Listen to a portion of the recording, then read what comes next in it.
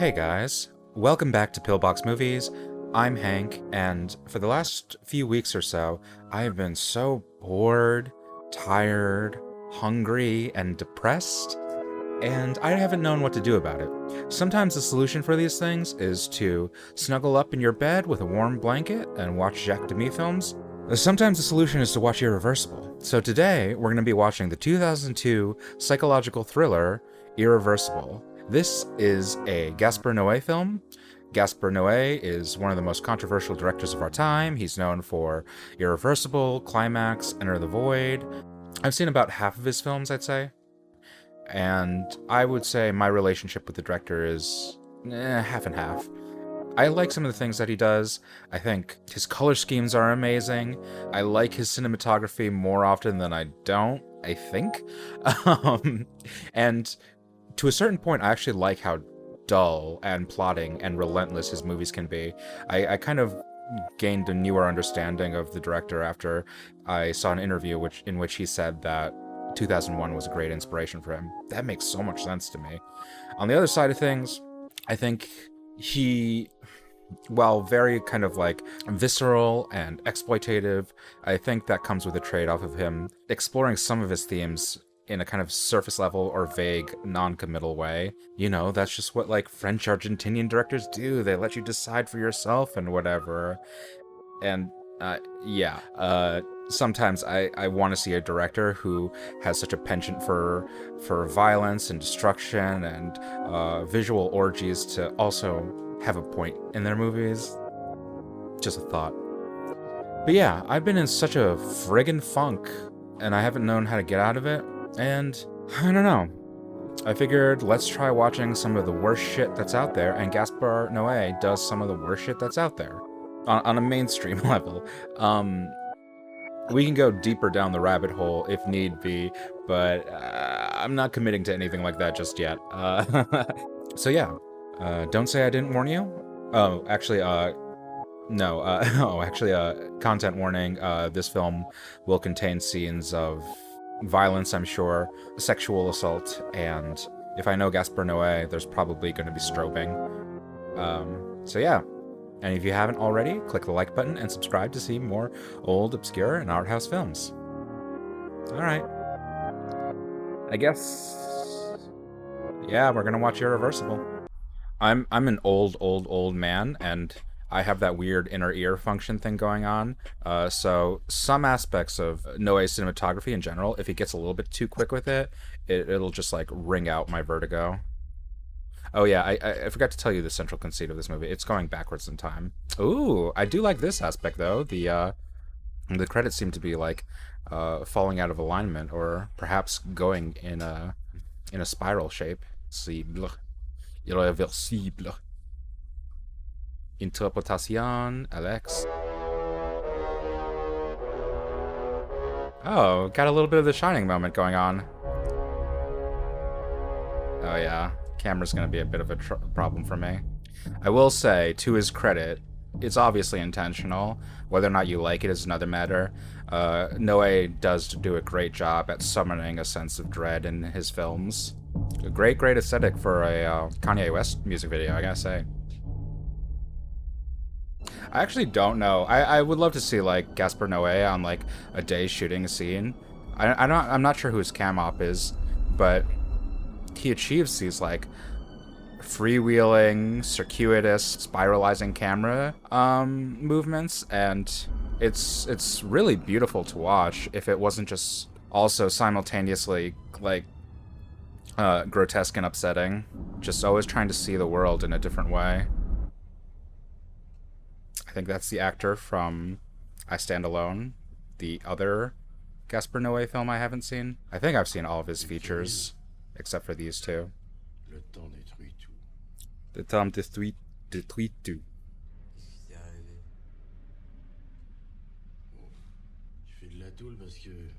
Okay. They're not in prison right now, right? Oh. I also think that was a plot point in I Stand Alone. I'm not positive, but I believe so. Oh yeah. Oh yeah. Noé's camera work is not going to help me out. I like get it. It's like a unified aesthetic, it's like meant to evoke in concert with the subject and with the style and with the score and with the sound design. It's all meant to evoke a certain sensation. So all this is intentional, but I can't say in good faith that I always enjoy it. But it is a fun physiological experience to watch a Gaspar Noé movie. Even if you don't end up enjoying it, it makes you very, very aware of your body. There's Vincent Cassel, known in the mainstream from Ocean's 12.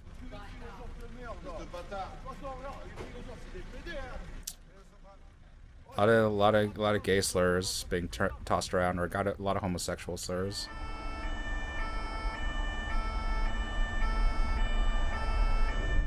So we're meant to be asking, I guess, what happened with Vincent Cassel?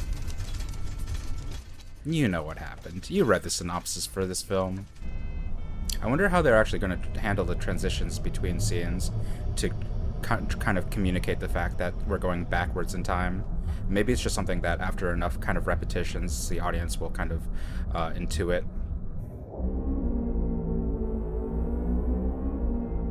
And the reverse sound effect.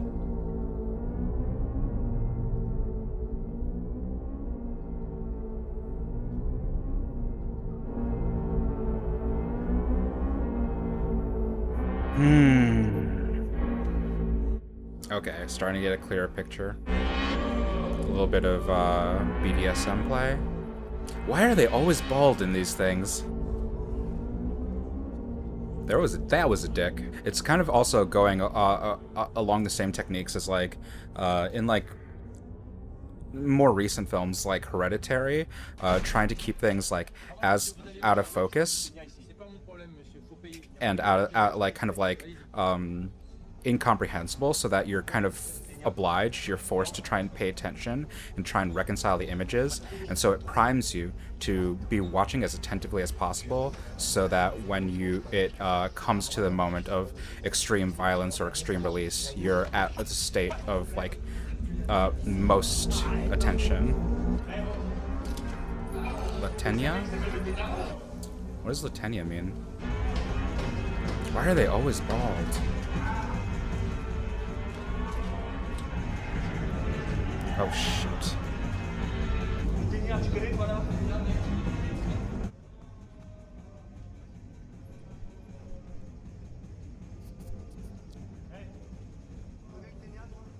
Okay. We're gonna start again.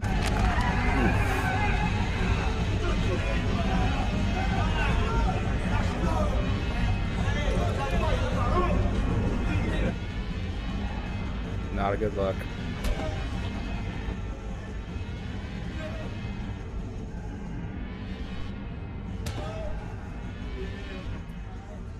You should stop.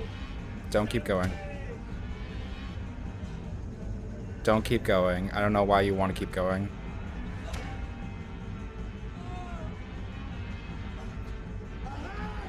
You shouldn't keep going.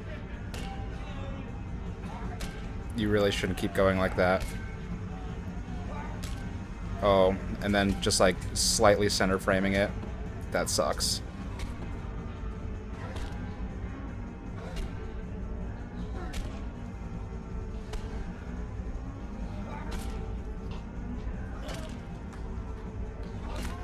You really didn't need to keep going. I don't know why you decided to do that.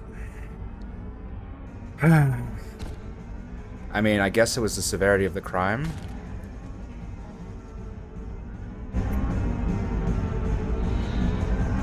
But this is like a very dangerous thing for you to be doing. I'm surprised they got off with just the cops coming to arrest them. This is like, they're in a very, very dangerous place to be committing like what could be perceived as a hate crime. To be honest about what's going on inside of me right now, the effect of that scene, having known about it for about 20 years, it's been dampened with the passage of time. it's just a reality to a certain degree in terms of gory visual effects, especially when you know that they're coming. This happened to The Exorcist, The Cannibal Holocaust, any movie that, from a visual effects standpoint, is perceived as the goriest or most shocking scene on a technical level will have its notoriety tamed by time.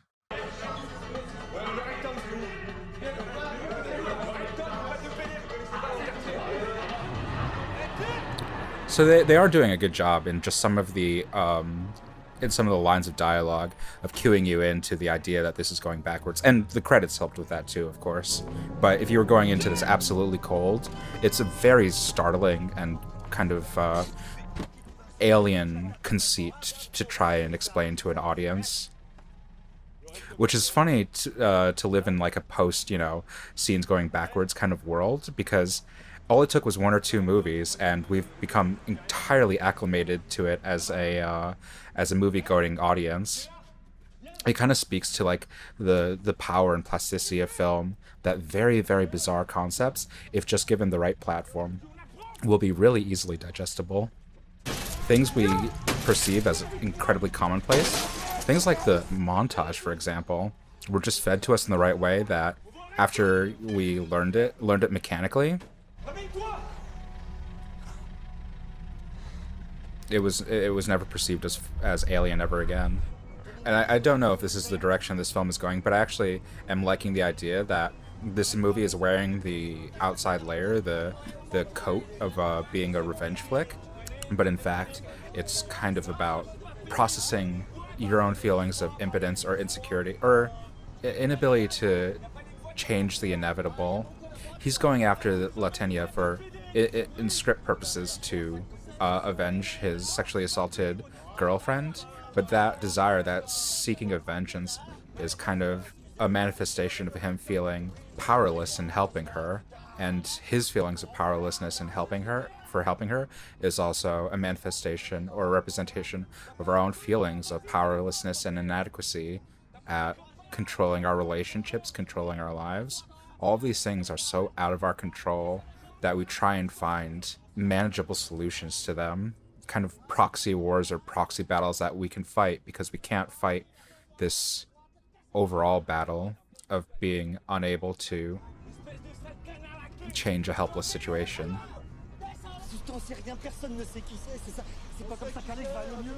It won't make Alex better. An important line. What's your anger all about? Fucking B-movie revenge crap. Yeah, they're establishing these themes. It's very clear kind of meta-theatrical comment.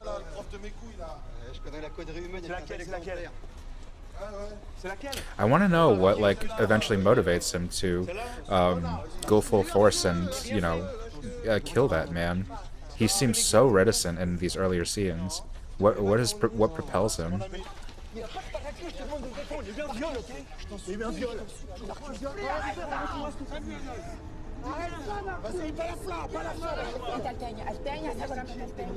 Oh, Tenya. 2002.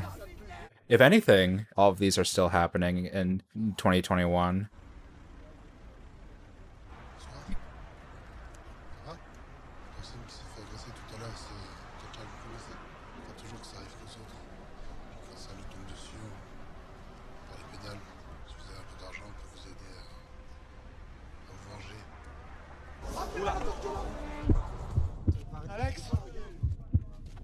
I didn't like that little zoom in effect, but what are you gonna do?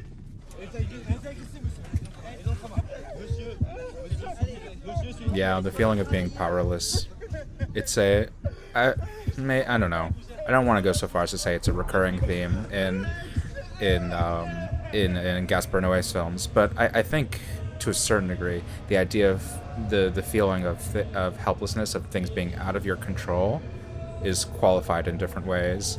Like with Lux Eterna, feeling like you don't have control over the set, or how your image is perceived, or in Climax, not having bodily autonomy after being drugged, or with Enter the Void, perhaps in a softer, more conciliatory, or more optimistic light, not having control after dying and being swept by the currents of greater forces. Passage.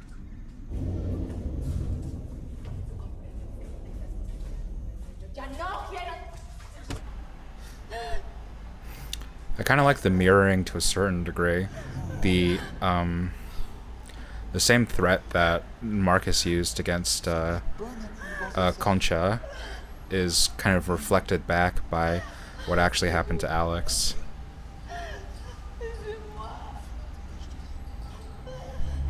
And further mirroring, La Concha also lifted up her skirt under different context.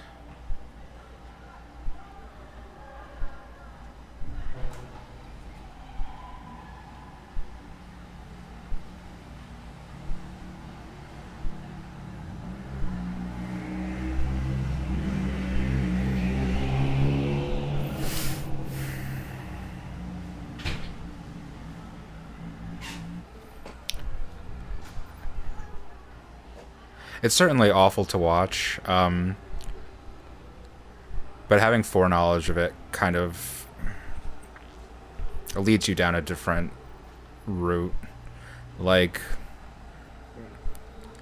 I don't know how I would have handled watching this scene in 2002, especially not knowing about it. Watching it now, I'm thinking about the mechanics of it, cordoning off this underpass, if they really shot it on this location, or if they did a secret cut and did this in a closed set. What are the mechanics of how these two acted with each other and kind of negotiated this space with each other? Was there like certain physical cues that Bellucci could give if, for example, like he was like hurting her or cutting off her air supply? Were there just like safety measures in place? And were these two actors provided as good conditions as possible to give the necessary performance?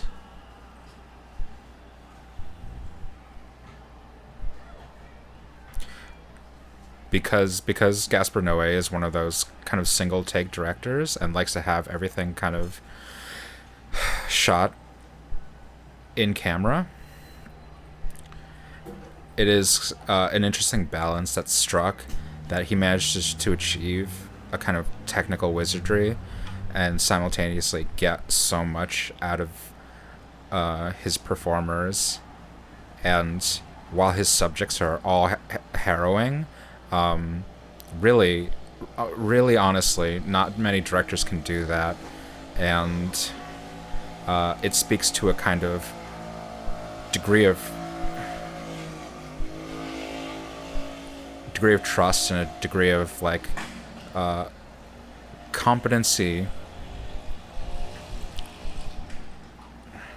I don't know how to describe it, but a real kind of effectiveness on the part of Noé, and in terms of his performers trusting him, that he manages to capture all these simultaneous elements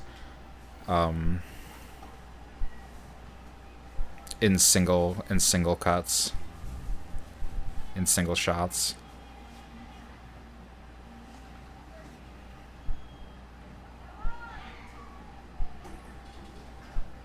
So I wasn't really expecting this coming into this movie, but I'm actually experiencing more kind of respect for Gaspar Noé as a technical filmmaker, as a filmmaker in general, from watching this.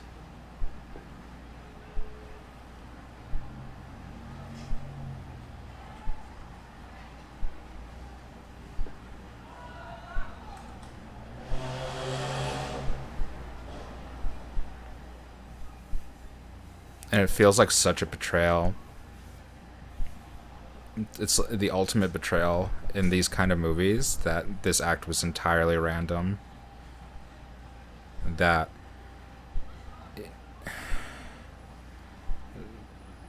the comfortable life you lead, untouched by tragedy,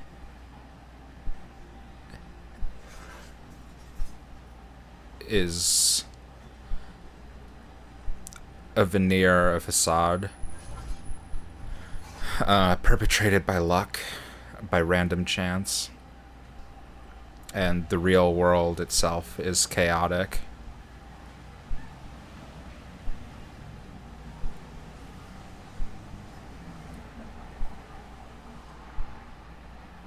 I think, honestly, a generous performance from both of these performers. Obviously for Bellucci, but also for the actor playing Latanya. This is just like not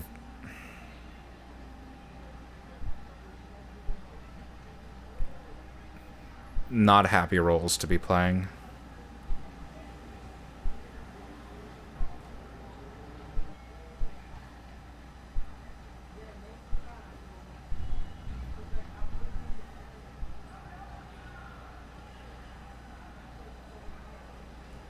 Well, then I'll make you not beautiful.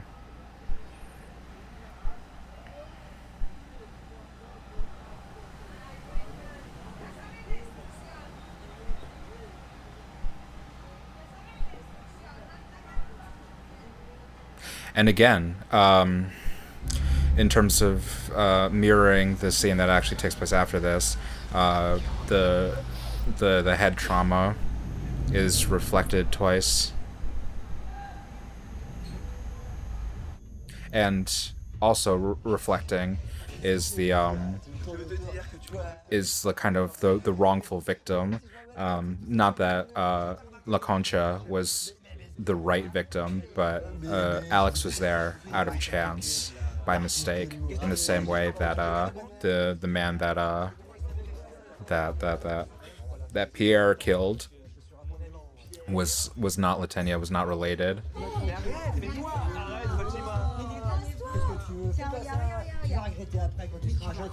You will regret it. What are you gonna regret? There are no bad actions in this world. There are no bad deeds in this world. Only deeds. Not that I'm an advocate for constant vigilance. You can't live your life afraid of everything, but in order to build up this idea of regret, of helplessness, of feeling out of control at the wrong time, at the wrong moment, this is a kind of movie that will put you in a state of hypervigilance. Where is this place that they like walked out right next to Taxi Stop? This looks like a residential party. If anything, it makes me wonder about French zoning.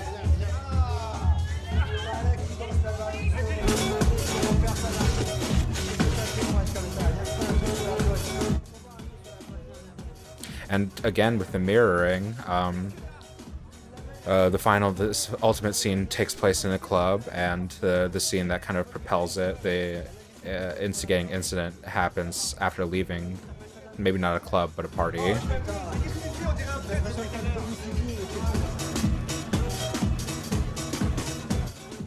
I don't hate the music in this movie. Gaspar Noé always has a good soundtrack going. And I like how the camera's getting progressively more stable as it rewinds.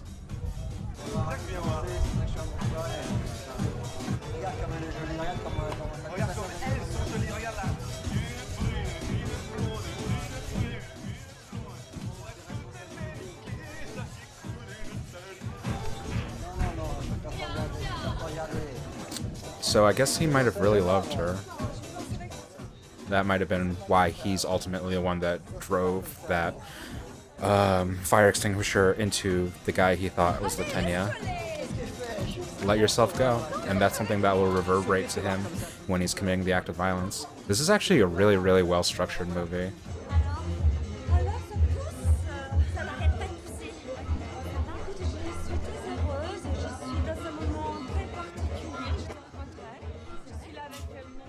She's pregnant, isn't she?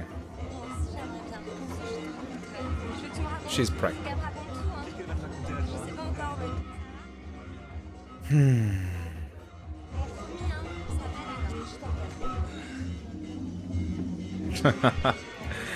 Oh, I love how many liberties Vincent Cassel as a performer will take with his space as an actor.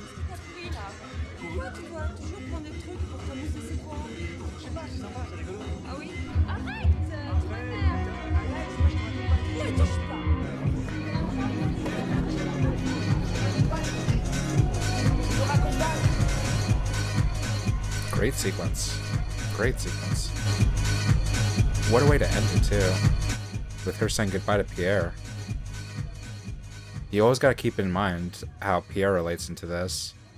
Because Pierre's the one who commits the final act of blood vengeance. And it's funny, it's not funny, but, you know, you're led to believe that in some way Marcus is responsible because he didn't go with her, but also ending it with that exchange with Pierre, it kind of informs you, it gives you perhaps a clue into his mind that he also feels responsible because he's the last person to see her out that door. Have you had any premonitory dreams? I don't know if I have dreams that look forward. I have many dreams that look back. Man, they actually recorded the audio in this location. That sucks.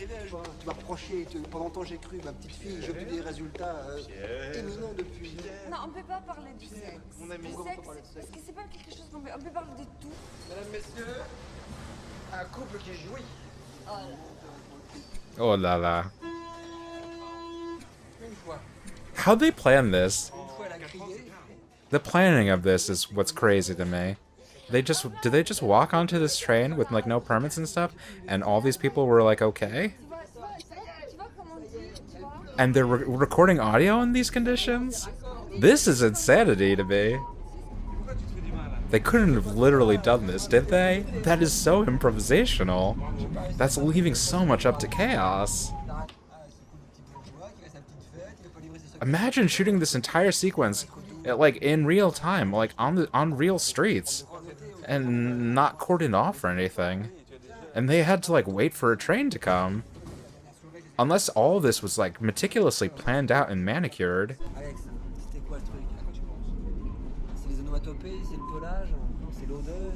This like shooting on a train stuff has gotten my mind reeling.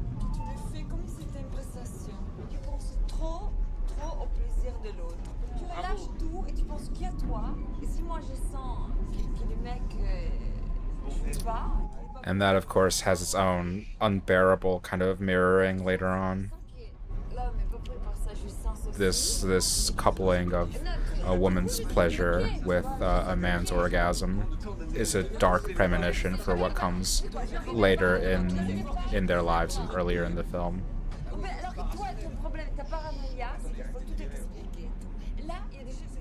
Yeah. I guess going into this overarching theme in Gaspar Noé films that the world is not rational. Plus que ça, plus que ça. Genuinely can't believe they shot that scene. If anything, that has been like the scene that's brought up the most technical questions for me. Oddly, the scene I've been the most impressed by. Just wondering if it was real or not. I've had my own backwards experience with this movie. I had certain ideas coming in of what I would be impressed by and what I'd be bored by. The things I thought I'd be bored by are some of the more impressive things to me. The premonitory dream.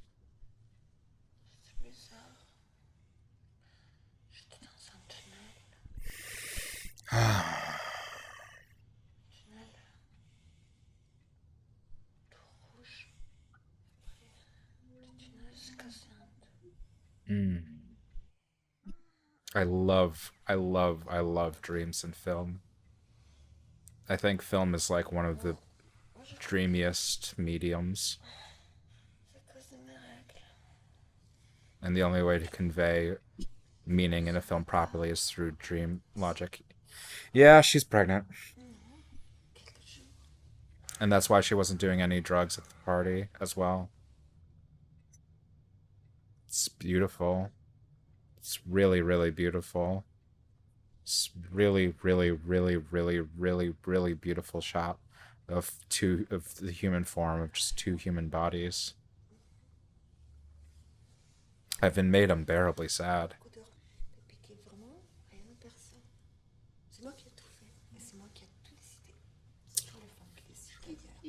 And again, bringing up a question of autonomy.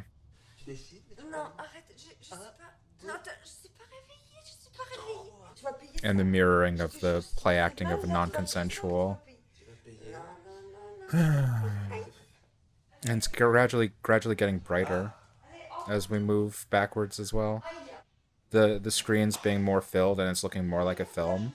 Like in the end portion, in the beginning, it looks like chaotic and dark and black. And as we go backwards in time, it becomes more composed and more filmic. Another mirroring element. To tie in with the theme of premonitions, things that will happen in the future are anticipated in the past.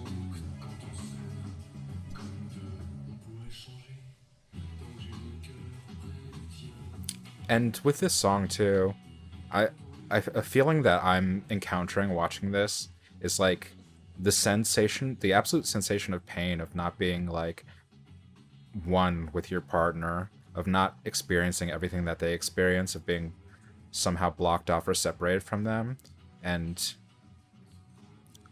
feeling helpless or feeling responsible for their woes, for their tragedies, for every element of them that is separate from you, that you can't control.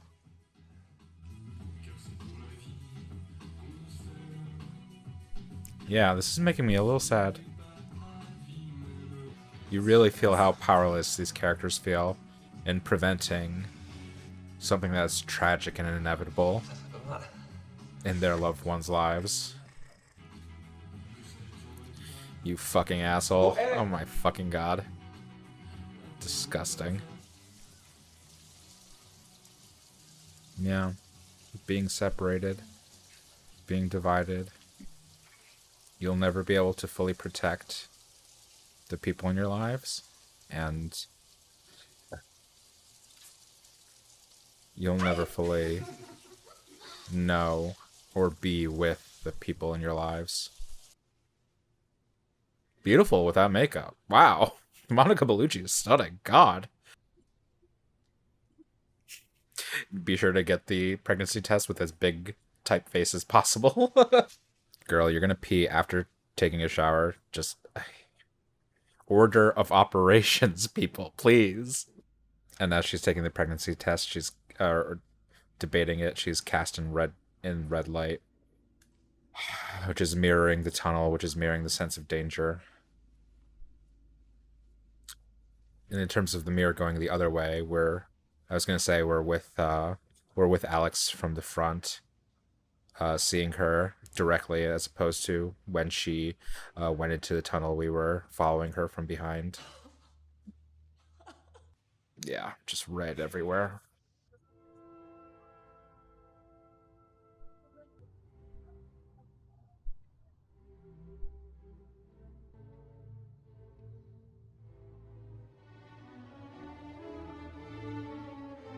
And we go from, in terms of the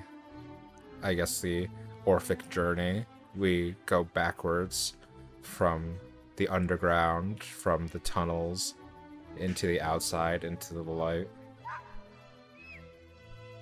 And the girl is mirroring elements that'll be happening, lying down with her clothes removed. I really would love to know how Noe gets these rotating shots.